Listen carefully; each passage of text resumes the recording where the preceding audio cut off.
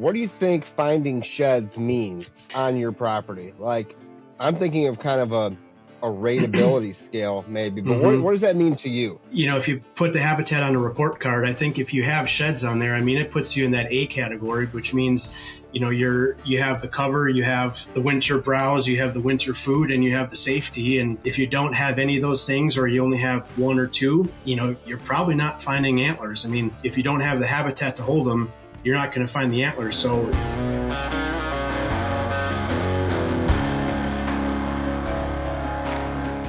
welcome to the Habitat Podcast, the podcast for wildlife habitat management, hunting strategy, and land stewardship.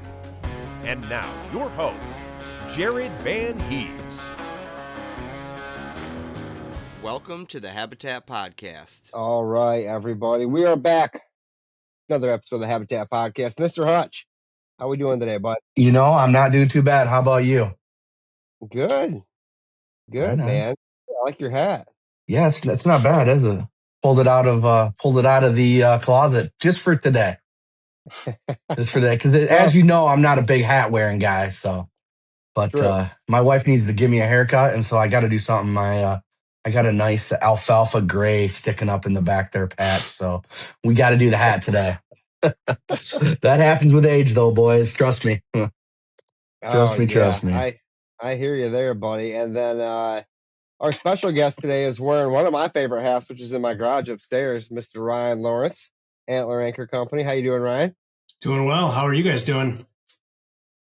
Good, buddy. Welcome back. Thank you. Funny story about that hat. I took it with me to Florida a couple months ago when I went down to my in-laws, and it didn't make it back because my father-in-law liked it so much that he decided he was going to keep it. So we're rocking out in southern Florida right now for Antler Anchor. Oh, perfect. Well, I know a guy to get you another one, so I figured you did. So Ryan, how you doing, man? All the hats I wear, man, that one right there, I get the most compliments on by far. I appreciate sweet it. hat, sweet logo. The logo we came up with, it's perfect for what we do with the antlers right on the anchor, but it's fun. A lot of people talk about it. It's versatile for fishing, for out in the woods, whatever you want to do, but we've really been very happy with it. Heck yeah.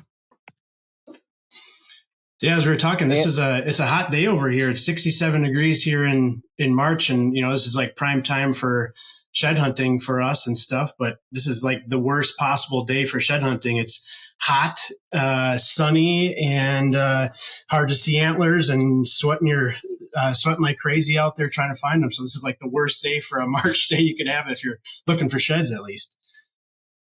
Well, I'll tell you what, we just lost all our snow this weekend, so you wouldn't have been able to find sheds last week if you really wanted to. We got a big warm up this weekend. I think it's 57 right now here. So finally fields are dry. Or dry. No, they're not dry. Yeah. They're far from dry, but they're visible. They're open. They're visible. I took a little ride around the farm, and there were no sheds. Yeah, okay. But that's nothing new.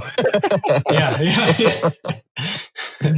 Maybe they're still on. I actually have a handful of deer here by me. They're still carrying as of 2 days ago. So I think still a lot of deer are still holding. It's I think some of this winter was really hard, and then some of it was pretty easy. So I think they still had a plentiful amount of food, and they're still carrying in some places. So interesting. I was just going to ask you that, Ryan, and kind of help get us started here too. Are deer still holding in your area?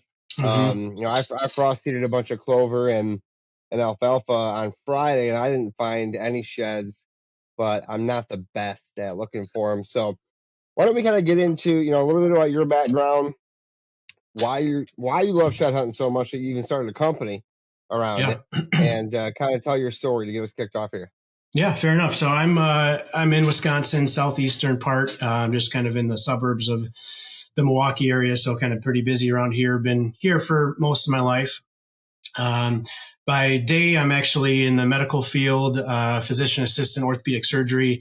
So do that most of the time. I have a biology major, which has always kept me interested in the outdoor world. I thought about doing something more research initially, but ended up finding my way into medicine. So just always had that itch for deer and for animals. And I think the habitat thing really got me super pumped about sheds. Probably back about 10 years ago, I was at one of the shows where Tony LaPratte was actually talking about his habitat, and I kind of started doing that on my own and started finding more and more sheds. I did start it when I was real little with my dad, but really starting to get into it probably the last 10 years, and then really ramping things up here quite a bit the last 5 years, actually.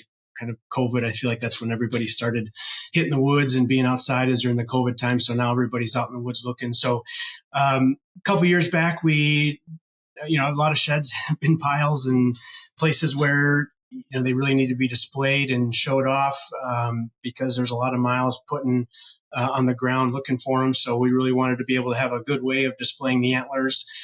So my family has a stainless steel fabrication plant for the food industry. So my dad's an engineer, and we kind of put our heads together, and everything is all stainless steel products there. So we put our heads together for these specific anchors that I just hung up on my own in my own place, and I really liked them just kind of from my own viewing, and had a lot of buddies that were like, "Oh, that's a pretty cool thing," and they really liked it. They wanted some, so we decided to go a little bit more and founded Antler Anchor Co. I think August of 24, so going to be coming up on 2 years here pretty quickly.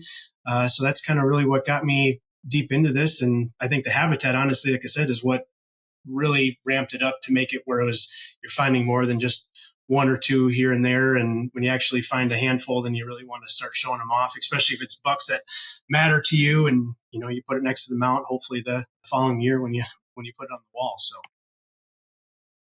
Yeah, well said. And that's very cool, very entrepreneurial. If anybody's listened to this podcast before, they know that you've been a partner of Habitat Podcast. They've heard me talk about your products.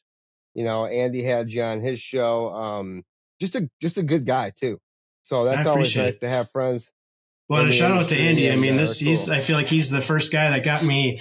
We had our podcast about a year and a half ago, and he's always been there from the beginning, and which has really ramped up with you guys, and just kind of been going on more and more. So I appreciate you, Andy, for basically the first one believing in me. Well, I appreciate that. For sure. I think it would have been me and the 7 followers I had back then. Would have been. Well, I was 8 for sure. Hey, there we go. I love it. But no, your product is absolutely amazing. And the second, you reached out and you sent me a couple to check out, and I was like, there's nothing better than this. I mean, you see the cheap plastic ones out there that guys 3D print, and I mean, they're all right. But then, if you're going to put something on the wall, especially I'm looking at right now down here in the studio, I've got a Euro of my Texas buck, one that I shot here on the farm, and I sure wouldn't want to put those on something that could possibly break, and then be on the ground with a busted antler. So being that they're stainless steel, they're not coming off the wall. Maybe coming out of the drywall, but that's an installation problem, right, not a manufacturing problem. Yeah, exactly. We really take pride in that. I mean, stainless steel is going to last the test of time. If I know, Jared, you got something hanging outside, and the mount's definitely going to be there. Hopefully the skull is still there in a couple of decades, but it's going to outlast everything, especially if it's outside taking a beating. I have a lot of taxidermists that have done a lot of European mounts, and they trust our products, which I really I'm thankful for, because they know it's not going to fall off the wall, especially if it's their customer's product before they get them to them. So. Yep. Yeah, I have some outside. I have some right here behind me on the wall. I have some at the cabin. I mean, they're everywhere. I have some, rolling around in my truck. I sit on every now and then. That'll hurt. Yeah, these things are top notch. What I like about too, you just came out with some new products this year that we haven't covered before. Tell me about what's new, like how you keep innovating. Yeah, I mean, so this year we came out with we just changed the colors, because we've now have 3 sizes for whitetails, for muleys. Basically, we have original size, which is I got it up here, which is our smallest of the sizes, but it really fits probably 80% of the antlers. Everybody gets lucky every now and then and finds a little bit bigger size. So we came out with our booner size, which fits probably the rest of the 15% and kind of a little bit bigger mass, a little bit longer tine length. And then if for some reason you get really lucky, and I got one behind me, this is a game farm deer. You can see it's a 138-inch antler. So that's on the slob knocker, which is, we don't sell too many of those, shockingly, because there's not too many of those deer running around. But our bread and butter is really our original size. We did go and change everything to black, so we do have a black option. So it's powder coated stainless steel. Everything's still the super strong stainless, but the black has added a really nice touch to it. So it's a matte black finish. That's really in all our products. In addition to our tabletop hangers, our tabletop displays, our skull hangers, and we do also have, as you can see behind me too, for hanging elk. So elk season is coming up here pretty quickly, but you definitely, these things weigh a lot, so we want to keep them up on the wall. We always add a little unique design to all of our things, whether you see the tines of a beam on the hook or the elk embedded into the base plate back there. So. Okay. I love it, man. And so when you're, how'd you come up with this? So you're out there, you're doing habitat work, you're a deer hunter, obviously. Mm-hmm. You're shed hunting. You love shed hunting, right? Yep.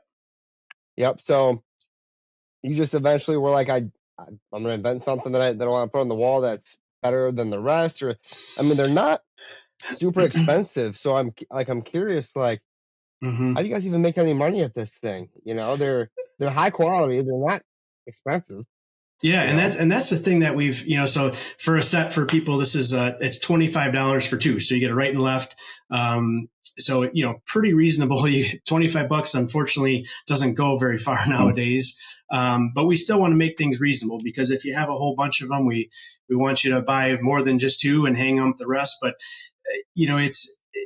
you have to be at a reasonable point, and we do put a lot into it. So they're engineered, then they're cut with a fiber optic laser. The laser is pretty big, size of a lot of rooms. Then they're tumbled finish, sanded finish, and then a formed bending, as well as welded in place. But fortunately, with my family's company, we're able to keep our costs down, and a lot of it is kind of in between material of big tables and stuff that they're making. So some of it comes from some of the scrap material, some of it comes from other pieces, where we'd really try to maximize the cuts of stainless steel. But again, having it within the family is really nice to be able to do it. My dad's the one that was able to put it on in the actual computer, where I just put it down on paper from some kind of other ideas in the past. But everything we do is all stainless, and that's kind of what our bread and butter. We don't believe in any of the plastic stuff. There is a lot of 3D printing stuff out there, not really durable, falls off the wall or discolors with sun, or if it's in a room that's sunny, it's going to discolor and change over time, and you definitely don't have to worry about that. Yeah, good points. I mean, and so kind of to the habitat side of things, what do you think finding sheds means on your property? Like, I'm thinking of kind of a rateability scale, maybe, but Mm-hmm. what does that mean to you?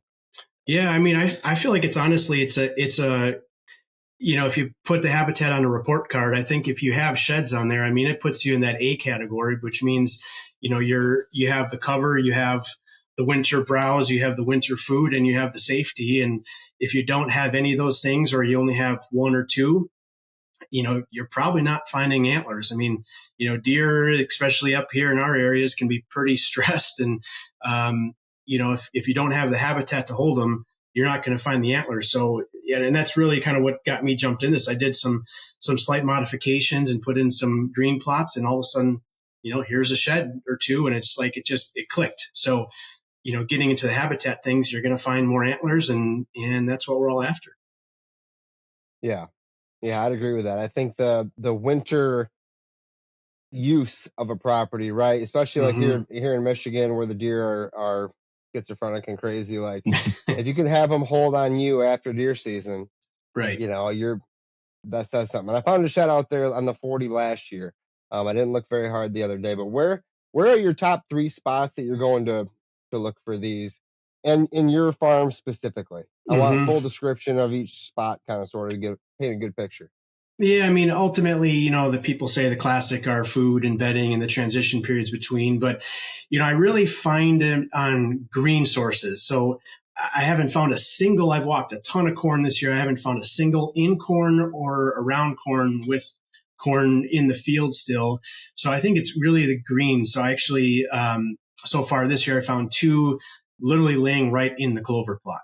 And it's, that we've had a good couple warm ups here over the last month. So the clover's kind of greened up a little bit and then it goes back to dormant, but they're just hitting that as soon as that snow falls off, they're hitting it. So that was really, like I said, I found two in there. Same thing with winter rye. So I have a couple small winter rye plots that I can definitely tell there was one trail going into it. So, they're going to hit that as soon as that hit pops. And I think the winter rye is a little bit more hardy than winter wheat, if I recall, that they can stay green just a little bit longer and pop just a little bit earlier. So kind of coming in that way. And then honestly, the bedding right next to, I have some red osier dogwood. So there's some canary grass right next to that. So they like to nip on that dogwood. And, from what I hear, some deer think it's a little bit more of a candy type of thing for them, but I have canary grass right next to that. And you'll see they'll bed, they'll stand up, and that's probably what they're doing right in the middle of the daytime, like now. So. Yeah, that's got to be hard to try to find sheds in reed canary. Yeah, it is. Yeah, exactly. Especially on a sunny day and where every little piece of grass looks like a tine poking through. This podcast is brought to you by Latitude Outdoors. Guys, Latitude Outdoors is one of the top saddle hunting manufacturing companies in the world, here headquartered in Michigan. Guys, I've worked with Kevin, Alex, the guys over there at Latitude. I've been using their products for over 3 seasons here at Habitat Podcast.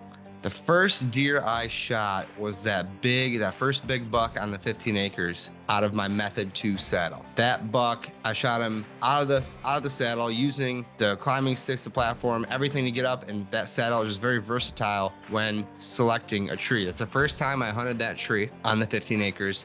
I climbed up that day and was able to make the shot and a follow-up shot on that buck in that saddle. Guys, the saddle is so easy to use. You literally strap it on like a seat belt, like a belt. It's all ropes. There's no metal components. There's no tinging and banging and clunking.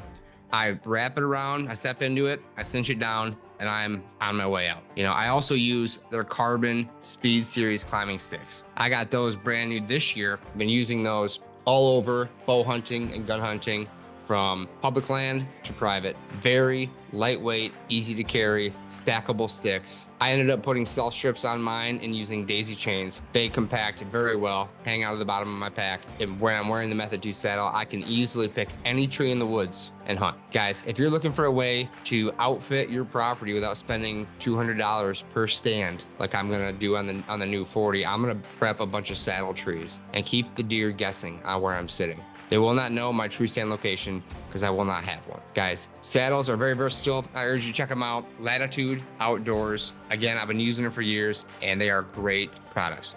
Latitude Outdoors, thank you for supporting the Habitat Podcast. Yeah. Man, if I find them, I have to almost step on them. Mm-hmm. I have to definitely see them. I know some guys like my buddy Jordan and like you, it sounds like are very, he can spot them from 100 yards away out of his truck. Sure. Know? So how long did it take you to get good at finding sheds? Honestly, it ended up, so we go to Iowa a lot. So you end up just being in front of a lot more. So it just really ends up being I think a quantity thing. So seeing it and really kind of, probably go to bed dreaming of what an antler looks like laying on the ground. So you just kind of think of what the tine is going to be. So, I'd probably say the last 5 years, I've really stepped it up. And a big part of it was actually, so I have a yellow lab and I trained my lab Finn for Antlers, did dog bone with the kind of the Hoday guys up in Jeremy Moore up in Green Bay and Pulaski area. So I think that got me to the next level. So, when we were training the dog for scent and shape and size, that was most of that training was for me of where you'd see him and where you find him and kind of getting the dog in that spot. So I think probably the last 5 years is really when things have ramped up and again, just, repetition. it's, if you get lucky enough to be able to be in that situation, it definitely helps a lot. Yeah. Yeah, I'd agree with that. The dog training, was that in person or was that like the class or like an Yeah, online deal that you did? I did a little bit of everything. So I actually did 2 in-person weekend courses with Jeremy. One was out in Buffalo County, which was a pretty cool thing to be able to hit in big counties in Wisconsin here that have a ton of big deer. And also, we actually did it up at his farm up in I think it was in Pulaski. So it's, you build the dog's foundation, and then once you have that, then you can actually go and find the shed. But a lot of stuff at home, plastic antlers, things like that, so they don't poke themselves initially, and a lot of sense. So it was a cool thing, and really happy I did that course. Okay. Nice. Yeah, I've seen him online. I think that's pretty cool. I have a lab. I should get into that a little bit too, because since I'm blind when it comes to finding them, it'd be helpful if she was also looking. But I get it, man. Tell me a little bit about your farm. Where do you guys hunt? What's the history with that? Sure. So it's actually a permission piece. It's 70 acres that I have here. And the cool thing is it's about 5 minutes from my house, so I can spend a lot of time on it, which is good and bad, I suppose, depending on how much pressure I'm able to put on it. But I've been here for about 10 years. It's really just me hunting it. There is a residence right in the middle of the property. It's sort of a square type of property. The big thing is there is subdivisions on basically 3 of the 4 sides. So it's more of a suburban type of hunting with a large 70-acre parcel kind of right in the middle. A lot of fingers with kind of pointing into about a 10 acres of cattails, which has been kind of a struggle to figure out how to manipulate that a little bit better. Biggest issue we're having is there's buckthorn everywhere. So that's been a struggle to deal with because it's just going rampant over here. But I've been able to, over time, really make a lot of funnels going through the property. So from east to west, I can get deer moving all the way across. It had a lot of bedding areas that I've kind of manipulated a little bit, but really have added a lot of food sources to it. And when I'm adding food, we're talking like 0.1 acres, 0.25. I mean, the biggest plot I have is 3/4 of an acre, and that's at the biggest. So all these are small little plots that I just keep adding. A lot of it I'm doing by hand. Being a permission property, you can only do so much, and in terms of work and timber, things like that. So I try to keep things minimal, do what I can by hand. And I've really enjoyed growing the herd. About 10 years ago, there'd be like 3 or 4 does on the property all year long. Now it's to the point where I have 12 to 15, and I really need to start taking some off, and I'm starting to feel bad about that because you see them every day with their little ones running around, and I am seeing a little bit of dip in the mature buck population now the last 2 years. So I think I've grown it up to a good spot, but now I have to kind of take a step back and kind of manage the deer herd just a little bit better. Yeah, Couldn't agree don't more. we all, buddy? Don't we all? And it's work too, right? So it is, yeah. What do you think was maybe top 1 or 2 things you did on that permission piece to attract the deer to get your herd to a higher population? And then how did you go about getting permission from the landowner? Was that a hard sell? The permission was not a hard sell. It was actually a guy that I used to work with and work for. He was big into hunting, was starting to get out of it a little bit, and I kind of was able to help get him interested. So he helps me do some of the things. He doesn't really hunt a whole lot more. He's got some younger kids and things like that. So he's just out there. He gets to see all the progress. So he sends me pictures from his back porch, and he's like, "Oh, here's a half dozen deer basically eating from his porch." So he's really enjoyed seeing the habitat change from what I've done. I really think the green food sources is what's totally changed this property. Like I said, winter rye. I have like 3 or 4 clover plots.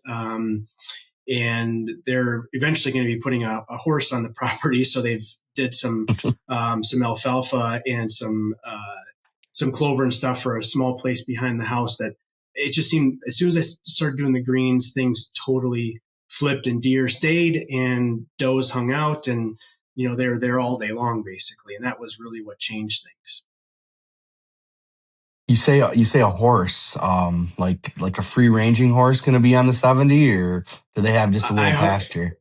I hope it has a little pasture with a fence. That's what I'm hoping, and it doesn't get too close, because I'll be able to see the thing from some of my tree stands. So I'm a little nervous about that.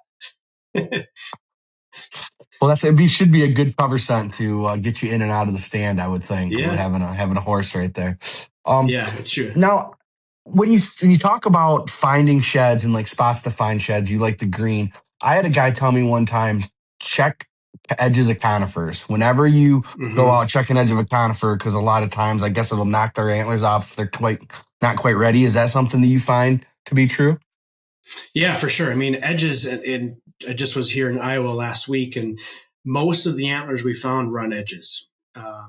So they were, and it's not just the conifers, but just an edge in general, where they're moving through. And it's typically edge of food where they can see the food, they can get up into the timber. It's a little bit more open timber there, so they're able to fly through things if they need to dip out real fast. But conifers, I haven't found anything around conifers this year. There's a lot of cedar trees in Iowa, so we were looking always around those. So similar, you see a cedar patch, and you're definitely going to walk through it because there's a good chance, like you mentioned, there's something laying there. And just good bedding and a little bit more thermal cover out of the wind. Those things are pretty bushy, so they can hide. Now, I think most of those are red cedars, so they don't like them as much as other, but there's still something to munch on.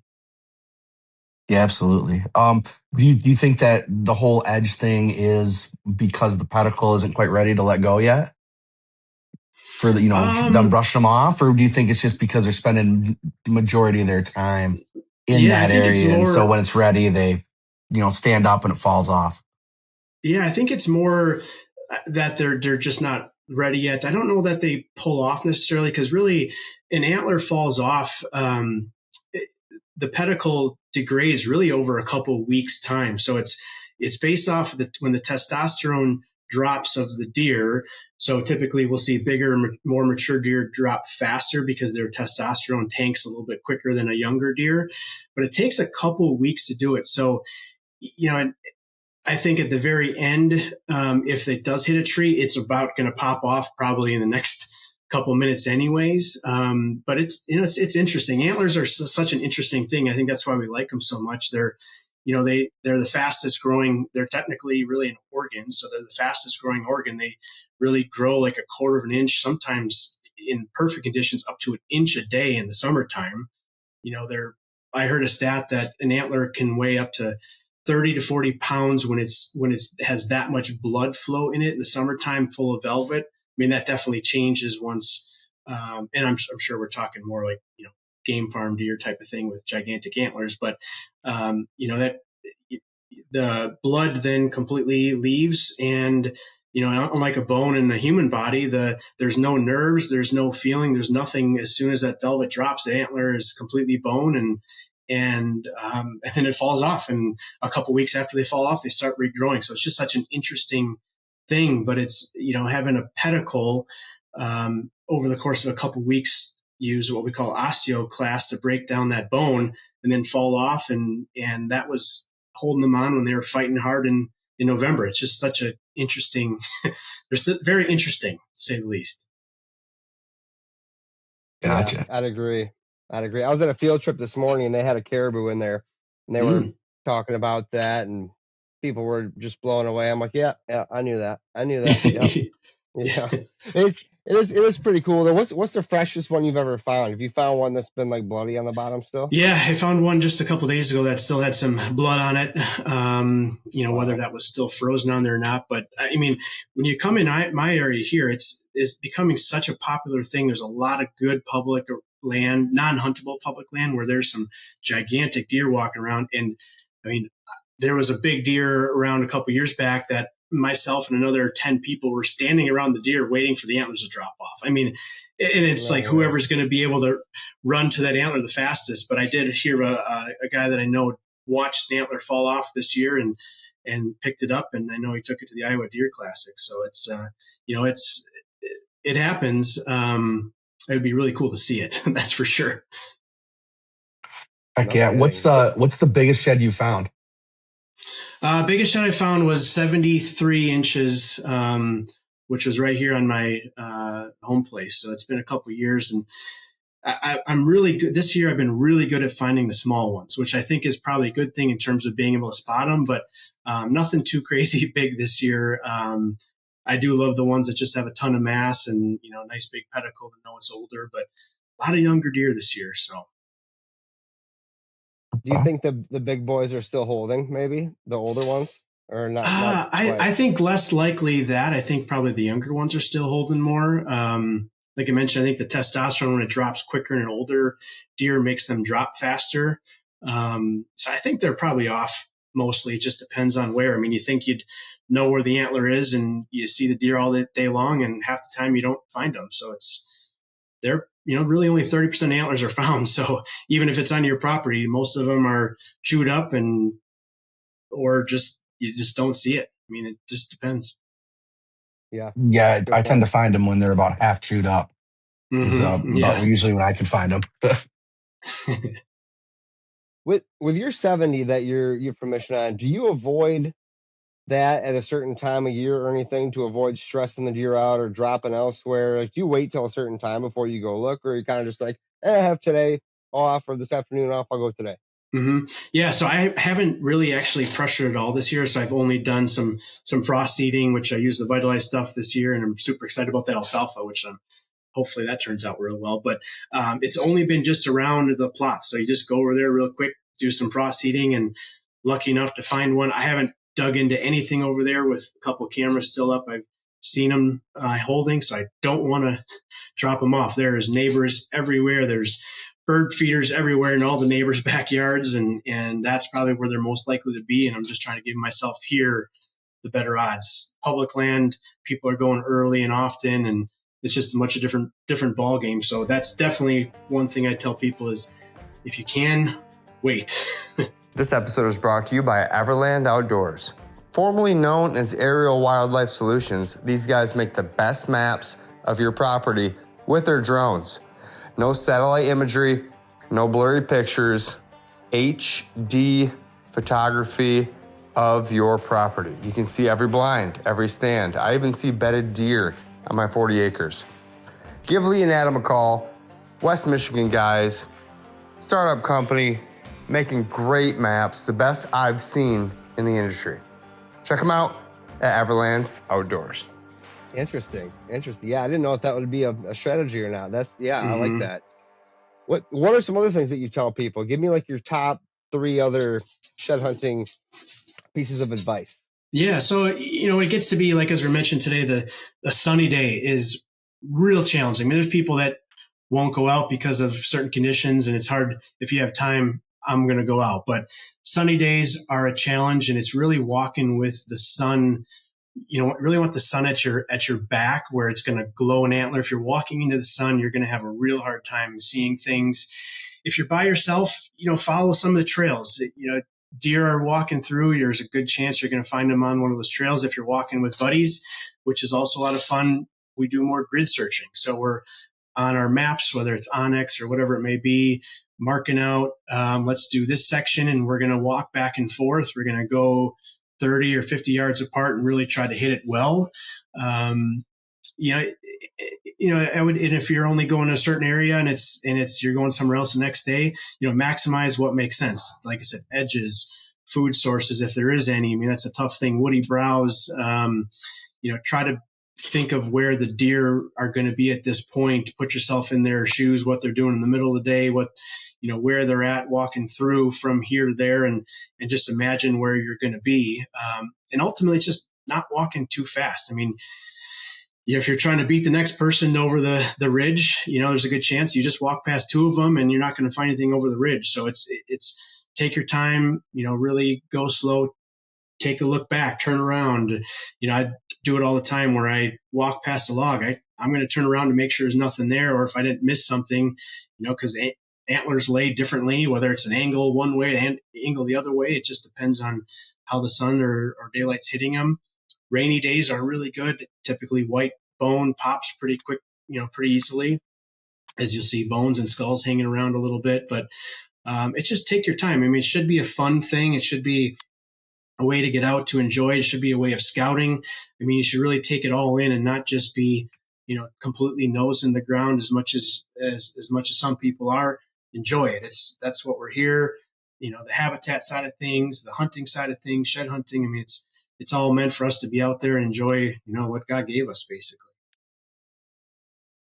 Agreed. So you have rainy days over sunny days. Are there any sort of terrain features you focused on? We covered edges, you covered bedding and food. Like if a deer is traveling a ridge, walk the ridges. Or you like I've gone and blanketed the whole area before, but I feel like deer can use certain parts more than others. Yeah, if you have ridges, typically it's kind of that middle, the inner third. So usually you'll see a trail at the, a third of the way up and another trail 2/3 of the way up. Usually they're bedded somewhere in between there. Classic are south-facing slopes, but they don't always go there. I mean, if there's a warm day, they may want to be on the north side because they're thick coat and they're in the middle of winter. So, classic are the south side of things. Still pinch points, and we hunt pinch points in the fall, but pinch points are still ways of funneling deer to places. Fence crossings are can be a fun way to find them. They jump over the fence, and if their pedicle is ready to pop the antler off, you're going to find it there. Same thing with waterways. If they're going down and going back up, take a look at that trail on either side, and sometimes you'll find one laying right in the middle of the antler, or right in the middle of the creek, excuse me. It just, if you look at something where deer have to do more than just walk and they have to jump or land or catch themselves or climb up a slope, I mean, there's a good chance that something can drop at that point. Yeah, no, that's good advice. That's good advice. Do you have any stories of where you maybe patterned a deer from its sheds? Or what have you learned from any, like, have you killed a deer that you have any sheds to by chance? Yeah, I have. What I actually learned where the buck seemed to bed on this 70 over the last few years by finding sheds in which I mentioned was the red osier dogwood areas, and very close to my plots. But it just seems like the bucks always want to bed in one spot, and I found a couple antlers there, and then I planned my access to not bugger up that area because it's a spot that can easily happen, and I would not have initially thought it's next to a swampy area, that they can't really travel one way. I guess it's good for predator wise that the predators can't travel at them, but I've definitely planned routes around that, and put some food sources pretty close by so they don't have to go too far, because I really don't want them traveling because they're going to go to the neighbors and a whole nother problem there, because the neighbors definitely have shot some of the good deer in the past, but I'm just trying to keep them there during daylight and hit them as they leave, hit my clover plot on the way out, and hopefully get a shot at them. Yeah, that makes sense. I'm trying to think of the majority of the ones that I found, which I went to Iowa one time, had a great time with a bunch of guys, found a ton. But on my own, one good one was in Nebraska. And like you said, he was bedded up against a conifer. We found it. Actually found it from the year before, and I had already killed the deer that week, so it was kind of funny. Cool. I only have one, and then the other one again here in Michigan. One was in a green food source, like you're saying, so I'm tracking, and then another one, a match set, was in a bed, literally in the bed. So I didn't know the deer was bedding there. It wasn't a good spot for me that he was bedding there, but I found that out later, and he had both of them lying right there. So I think it can tell you a lot where you find them. Yeah, and a lot of people, they end up leaving in the fall, which I haven't seen that too much, fortunately. But if they bed on you in the fall or in the winter, I just hope they remember the food sources that are there, and they come back in the fall when it matters. And a lot of times they seem to. The does really seem to take over a lot, unfortunately, and I think it's partly because I've been able to make things better for them, and the deer or the bucks take the heat on that a little bit, unfortunately. Yeah, I'd agree. Yep, absolutely. So if you can't find a shed after listening to this, I think you're going to be just like me, and you can only find them if they're, half gone or in the middle of a green field. But let's transition a little bit and let's talk about how your season went this last year. And did the shed hunting, your place help in any way with that? Mm-hmm.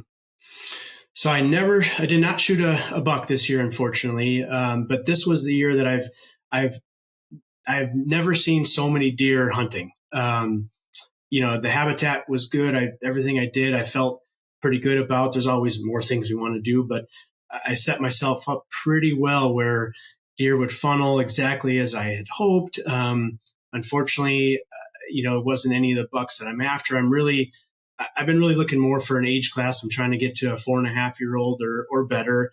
There's always a 3.5-year-olds running around. And unfortunately, the previous year I had 3 to 4 really good up and comers that all did not make it. And I don't know what happened, whether they got hit by a car or the neighbor. So it kind of set me back to the point where I didn't really have any of the mature deer, the mature bucks that I was after. And I do think a big part of it was the antlerless population. I mean, I think they just took a lot of it over, and which I have to be better at to kind of manage some of those. So it was a fun year. Even though it was unsuccessful from taking out on a buck, I feel like the success of what I've done really showed off, and excited to kind of get going with that here pretty quickly. Heck yeah. Do you have any other habitat projects that you're going to be allowed to do? I know you're going to, I saw you got the frost seeding stuff from Vitalize, so thank you. That horse is going to be very happy with your alfalfa. It's not touching that. What else do you have in mind that you're allowed to do out there? Yeah, well, this year, so as I mentioned, the buckthorn is miserable, and it has no good. It's not good for deer at all. It does provide pretty good cover, I think, and for me, it actually provides cover for me coming in, which is, I guess, good from that aspect. But I think I really have to start tackling some of that and getting rid of it. The forest floor is just, it's pretty bare. I mean the leaves last forever. They're green, when there's still snow on the ground, and they just don't let any sunlight through. So I think this year I really want to try to tackle and take out a bunch. See if I can manage to kill some. I've definitely done in the past, but it's a project when there's thousands and thousands and thousands of little sapling trees. You cut them off, and then 2 weeks later, it's like they sprout up 10 times from the same spot. So I think that's one of the biggest things I want to focus on. Also thought about trying to put there's grains next to us. So there's about 10 acres of it should be corn this coming year. But like I mentioned, I have the 3/4 of an acre plot that I really thought about putting some beans in this year. I think that's going to happen. But the deer are going to smash it. So I don't know if I should do some electric fencing around there, which unfortunately might get the neighbor's dog. So I'm not really sure what to do exactly. But I think ultimately I just want to keep helping with the bedding. Most of the deer activity I have is actually during daylight. I don't have very much at nighttime, which is cool to see, which means I've got it to a point where they're bedding there. I see them before they leave and go to a bigger food source off the property. But I just want to keep maintaining that. And I think by taking out a lot of the buckthorn is going to help with that. I just need more food in the timber, and it's not as good as I like it to be. Yeah, I think you're right there. And I don't think any landowner is going to get upset for you managing invasives on his property, right? Right. Yeah. Different than I'm going to, cut some of his timber. That's probably not the best thing to do. The big thing we have is all these ash trees are just completely dead. The property is full of ash. And that's where the buckthorn is just underneath every ash tree is just buckthorn like crazy. And kind of funny thing is a couple of my tree stands are in these dead ash trees. So every year I go and look, I'm like, oh, is that safe enough to be up in there or not? But it's like the ash. So those are falling over every other day. So kind of taking making sure some of these nice travel corridors are still open because something's fallen in the middle of winter due to a lot of these dead ash trees. Yeah. Yeah, that makes sense. I wonder if there's I'm sure there is a NRCS contract that maybe you Mm-hmm. could get some cost share for. Do you have a plan on how to eradicate that stuff? Are you gonna cut and treat the stumps, or what's your thought? Mm-hmm.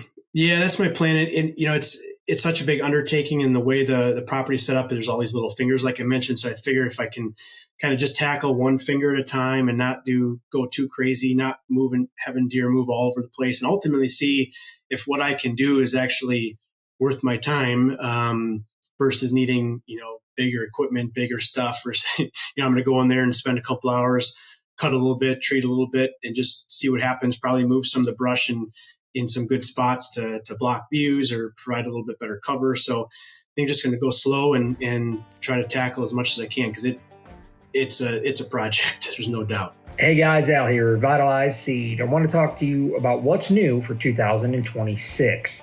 2026, we have changed so much. Our soil tests, you can buy them from us. You immediately get a form that you can download and print, and then it will walk you through how to sample. That way you don't have to wait for other sample bags or anything like that. All you'll need is a Ziploc bag and access to a printer for your sample sheet. We added a rewards program, so take advantage of that, guys. Make sure that you sign up for your rewards program, just like an airline program or something like that, where you get rewards. You can then use those later. So obviously we want to give thanks to those who are loyal to us.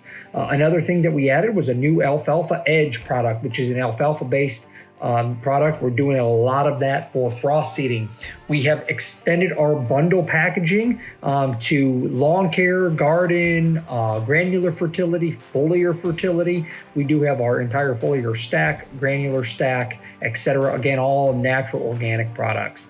If you guys like this stuff, check us out at vitalizeseed.com and let us help you get the most out of your food plots, gardens, and lawn care. Yeah, I know. I have autumn olive all over mine, and I need to go get it. Need to do it. But Yep. it's one of those things where Andy's shaking his head. It's I have other things I need to be doing more too. Yeah. So Mm-hmm. like getting the canopy open at all. But do you I kind of like this how we're going on a permission piece here. Are there any other things that you incorporate? We just had the guy from Earth Ponds on. That was a pretty interesting episode. Do you use water holes? Do you use mock scrapes? Anything else on these permission pieces? Yeah, kind of use it all. So there is two specific ponds in the middle, which you can just see the deer, which the landowner had made kind of behind his house. The deer definitely funnel to those. There's a pretty big swampy area where there's water that's a little bit open all year long. So you can see in the wintertime they're going there too. So I don't really have to go too crazy on a lot of water holes. I do have a couple smaller tanks that I have that, it's really more in the middle of a clover plot where they can hopefully quick grab a drink too. So I haven't gone too crazy on the water just due to that. I do have a lot of mock scrapes I set up. I use a lot of hemp rope, try all different kinds of scents and things like that. And it seems to work. I mean, I put it in spots that I want them to stop, and whether it's in front of a camera or in front of my stand, and at least just makes them stop for that quick second. And if it's, a buck I'm after or a deer I'm after, it gets a shot, but it really helps with the inventory, I feel like. And they hit it. I mean, you'll see rope to rope to rope, and they just kind of travel around, and it helps. I really want to do a little bit more of white pines. I have a buddy in Illinois that does a lot of white pines, and he cuts it, hangs it from a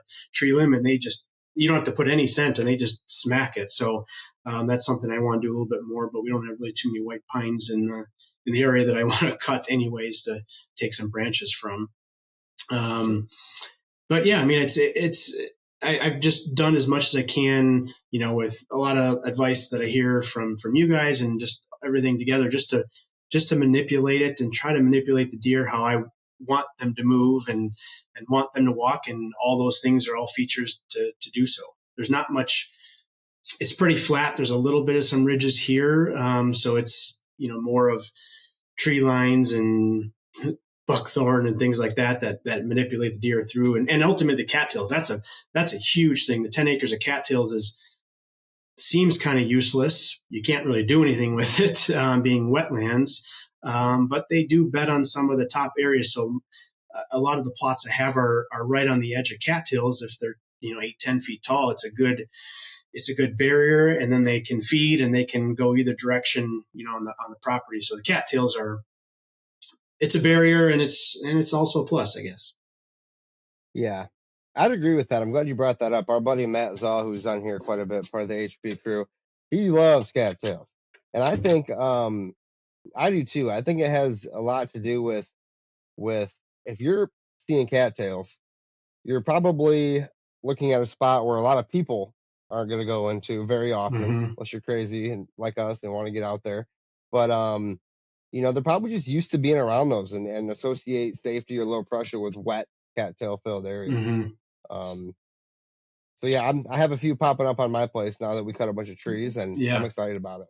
Yeah, there's a couple of willows that are right in the middle, so it's a little bit of dry ground, and you can tell, okay, there's that willow over there. There's probably a deer bedded underneath there, so which way are they going to walk to come out of there? And that's you really plan that way, and at least it gives a dry area. Willows, willow trees just suck up so much water, but in this circumstance, I think it's helpful because they need a little dry ground, especially in the spring. Yeah, I'd agree. I'd agree. Well, Ryan, before I hit you with any rapid fire questions, what did we miss on shed hunting and the Antler Anchor Company that you want to make sure you get to the listeners today? Yeah, well, ultimately it's a good way to get out there with friends and family, and our goal is when you find those antlers to be able to put them up on the wall. There's a lot of time, effort, money, and every antler is unique. It's cool. It should be displayed. We don't want to be seeing it thrown underneath your workbench or in a bucket in the corner, because you wouldn't do that to your shoulder mount or wall mount that you're after. And the antlers are part of the story. It's really kind of the end of that buck's story that year, and hopefully you can put them hanging right up on the wall next to the deer that you shoot the following year and show it off. It's art. Everybody likes art in different forms, and this is the art that I love, that you guys love, and to be able to show it off that way. And we make really good quality stuff. We want to be able to make sure it's not going to fall off the wall. It lasts the test of time. We've added some unique features with our logo, some deer footprints, some tines in there. So just to make it kind of a part of the aesthetic and make it look good, and anybody would hopefully be fine hanging it in an important place in your house, and just showing it off. I mean, that's what it's all about. Absolutely. Yeah. I think I'd also add that even if you have somebody in your family that might not like looking at all your deer heads, right? Because you have so many of them. And you can put a shed antler on the wall, and it's its own piece of art, like Ryan said, which I found to be very cool. You can hang a big shed up on the wall, and whoever can be cringy about dead animals on their wall, it's not the same. Yeah. So, and that's our goal, is we don't want to drill into any antlers. We're not about tampering with the antler or with the skull. So everything's meant to be on and off. You can take it, you can show it off to a buddy, you can put another one back in. The skulls are super easy to put in place. We have this, we built a really nice arm. It's welded in place for our European hangers. We give rotational support, so nothing's going to fall off, but it's meant to come off super easy. Pass it around. That's what it's about. When you have a shoulder mount on the wall, some of the downside to it is you can't really put your hands on it. But you can, play with antlers, look at them. Sometimes the dogs wants to play with it too a little bit. But we just want to be able to show it off. And our stuff allows that to be very easy. Absolutely. Right. Well, and don't forget also, they're not just for antlers. I've got my retired classic Latitude saddle here hanging off of a beautiful Euro. And I'm thinking about making a coat hook out of them. They're so awesome. Yeah. And then so when the coat's not hanging there, you got to see that beautiful logo of Antler Anchor Company. So yeah, I got some hats hanging from too. So they're very versatile, no doubt. Absolutely. That's how you sell it to your wife when you're going to buy more of them. This is for you, honey, to hang your towel on. They are pretty strong. I'm not sure that you could be in the saddle while it's hanging up on there, though. That might be a little Ooh, much. We could try that though. Jared's going first. I want to be there when Andy tries that for sure. Oh, I don't know about that. We're going to be real low to the ground if we do.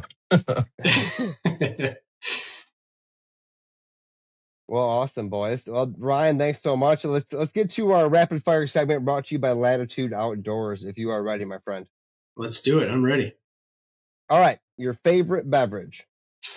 Corbel Old Fashioned Sweet. Ooh, Mm-hmm. nice. All right. With cherries. Okay. Favorite venison recipe? I'm going to go a little different. This is actually, I love doing snack sticks. And the main reason why it's the perfect thing in the pack when you're shed hunting, a little shed hunting feel. So they're just so versatile, and I love a little bit of spice to them. Okay. Do you have a certain flavor in mind? It's flavor called Hot. So whatever that means, it's hot. I love it. I can see you coming back with one sock from your shed hunting trip. Well, yes. Yeah. All right. What bow are you shooting these days? Matthews Verdicts. Nice. Good bow right there. Yeah, I've had it for a while and nothing wrong with it. That's for sure. I love the thing. All right. Food, water, or cover? What's most important to you? You can only pick one. I'm definitely gonna go with cover. Cover just holds a deer there. You know, there's plenty of food sources they can pick on, whether you put them in or their woody browse. The cover is what keeps them there, and you can get them during daylight. Awesome. All right. Your favorite habitat tool or implement? The best thing that I've had was actually it's a 3-wheeler. I think it's a 1984 Honda red 3-wheeler that I can get that thing around anywhere. Big, gigantic tires.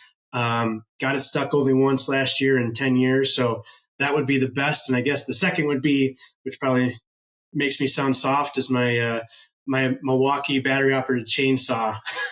Nice and quiet, easy, and I love that thing too. So between those two, both red and ready to rock. So Very nice. All right. Last but not least, your favorite tree?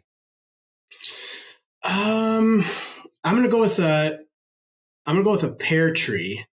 We do have some fruit trees on the property. The apples do well, but they absolutely smash the pear trees. So I wish I just had more of those. It's definitely not the buckthorn tree. I'll go with the pear. I like that. Yeah, it's something a little different too. You know what I mean? Pear trees. You don't come across those as often, in my opinion. Yeah. We have a couple out there, and they don't last long when they're on the ground. And I wish they were in better spots than they are, but they're mature and they produce a ton, so they just keep deer in the area at least. Heck yeah. Well, good work, Ryan. You passed. We'll give you an A on that one. So, perfect. How about tell everybody where they can find you? You're probably coming up doing some trade shows here soon, your website, all that good stuff. Yeah, perfect. So everything we have is antleranchorco.com. All the social media, whether it's Facebook, Instagram, TikTok, hard keeping up with all those. But everything is Antler Anchor Co. You can search us on there. If you want to contact me, everything's right through the website. We are doing the open season trade show where I met Andy last year at. That's in the Wisconsin Dells. It's coming up in a couple weeks, the 27th through the 29th, I believe. In the Wisconsin Dells.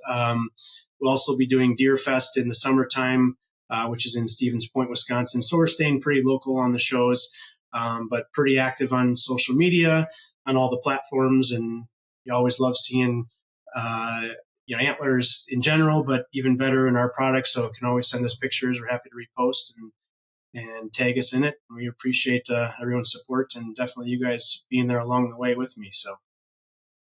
Absolutely, man. Wow. We appreciate you, buddy. Any codes for the website that are active these days that you? So we actually have two options. So the initial one was the Deer Camp 20. That's the old Hutchie's ones from when we first started that, and then we also that's for 20% off, or Habitat Pod, and that's if you buy 2 sets, you get an original set for free. So kind of 2 different options for people to think about. It's any 2 sets you buy, and you'll get an original set free. We're shipping out next day, so if you find something today, I can get it out to you tomorrow, and you'll have it by the end of the week. So Very good. check us out. Heck yeah. Get them ordered, Very guys. good, man. Yeah, I love the logo. And guys, the logo, I'm telling you, one of my favorite logos. It's great. So, Thank you. Well, thanks for coming on, Ryan. Keep in touch, buddy. Look forward to some shed pictures here soon. Awesome. Thanks, guys. Thank you for tuning in to the Habitat Podcast. We really do appreciate you guys coming back every week to get this awesome Habitat content. And we would appreciate it if you went to iTunes, Spotify, wherever you listen to this podcast, and leave us a 5-star review. That helps us continue to grow and trend in the right direction, attract new listeners, and help us provide better content in the future. Guys, we have a website full of resources. We have a blog on the website. We have YouTube, Facebook, Instagram, all linked up at habitatpodcast.com. Our land plan services, merchandise, decals, hats, t-shirts, and I give away a free 5-inch decal to anyone who leaves us a review on Apple iTunes. Really appreciate it. I want to thank our partners, Downburst Cedars, Vitalize Seed Company, Morse Nursery, Packer Max Cultipackers, Stealth Outdoors, First Light Latitude Outdoors, United Country Midwest Lifestyle Properties. Thanks again, guys. We'll be back next week with another great episode of the Habitat Podcast. Thanks for tuning in.